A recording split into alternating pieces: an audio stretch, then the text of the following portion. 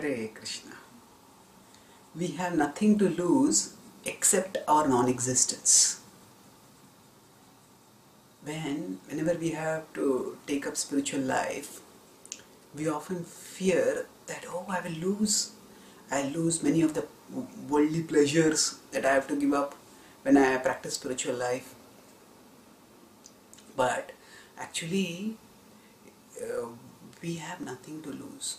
Because if we go beyond the superficialities of material life and its promises of pleasure, we will recognize that materialism strips away at everything, even our very existence. Because we think of ourselves as persons, we experience ourselves as persons. So I am talking right now, so I sense myself as a person who is talking, and you sense yourself as a person who is hearing. But when if we look at who we are from materialistic terms, then there is no such thing as an I. There are just neurons firing in the brain, which correspond to the way the voice box is moving, and certain sounds are coming out of the mouth.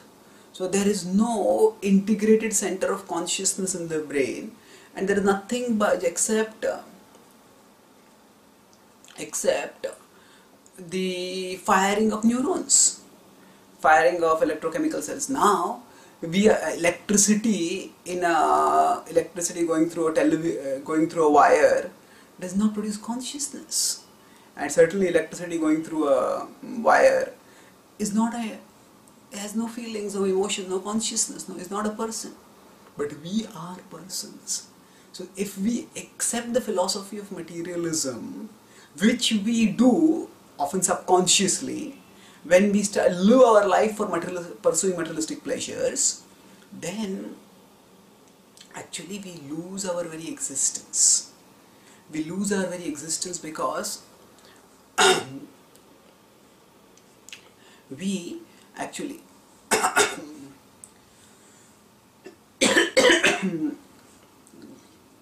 we end up pursuing materialistic pleasures.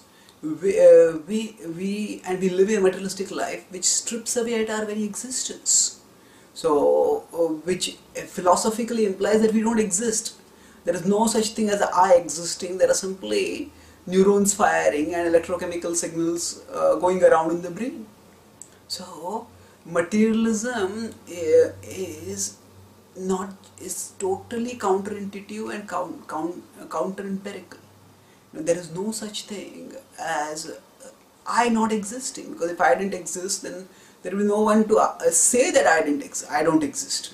The very fact that I am saying I don't exist indicates that I exist. So materialism actually erodes away our very existence, and this is philosophically. We may not be conscious of it throughout our life, during the course of our life, but as we grow old, as we get deceased, as we near death, then whatever conception of existence we have, that also gets destroyed. So according to materialism, philosophically we are never existence, and when we live according to materialism, then practically also our conception of existence gets eroded away, and we eventually die and we are finished. So our existence becomes nothing except just a flash of flesh moving around, or a flash of flesh waving about, flapping about between two infiniteness of non-existence. So before our birth we are non-existence, after our death will be non-existence, and in between it is just a flesh flapping about for a flash. So this is the consequence of the materialistic worldview. Materialism makes us non-existent. When we take up spirituality, all that we lose is our non-existence. Now, what do we mean by we lose our non-existence? That means we realize who we are. We realize the true nature of our existence as souls. So spirituality offers us the process of yoga by which we can realize our spiritual identity. So the Bhagavad Gita says that Trigunya Vishaya Vedanis Trigunyo Bhavarjuna Nirdvandvo Nitya Sarvasto Nitya Sattvasto Niryoga Kshema Atmavan. The Bhagavad Gita urges us that we become equipoised towards material ups and downs. So even if in scripture we find promises of materialistic pleasures, we put them aside, we become detached from them. And by this what will happen? We'll become Atmavan, we'll become possessors of our souls. Dhanavan means a possessor of wealth. So Atmavan means possessor of our souls. Possessor of our souls means that we will realize our spiritual identity and we will relish our spiritual identity. So this will of course provide us eternal happiness, because when we live at the spiritual level, we learn to love Krishna and we get transported after death to the eternal level, eternal of living. We live eternally with Krishna in his abode. But even in this life, we start relishing higher spiritual happiness. We start experiencing security and satisfaction that is not superficial, that is substantial and lasting. So we become Atmavan.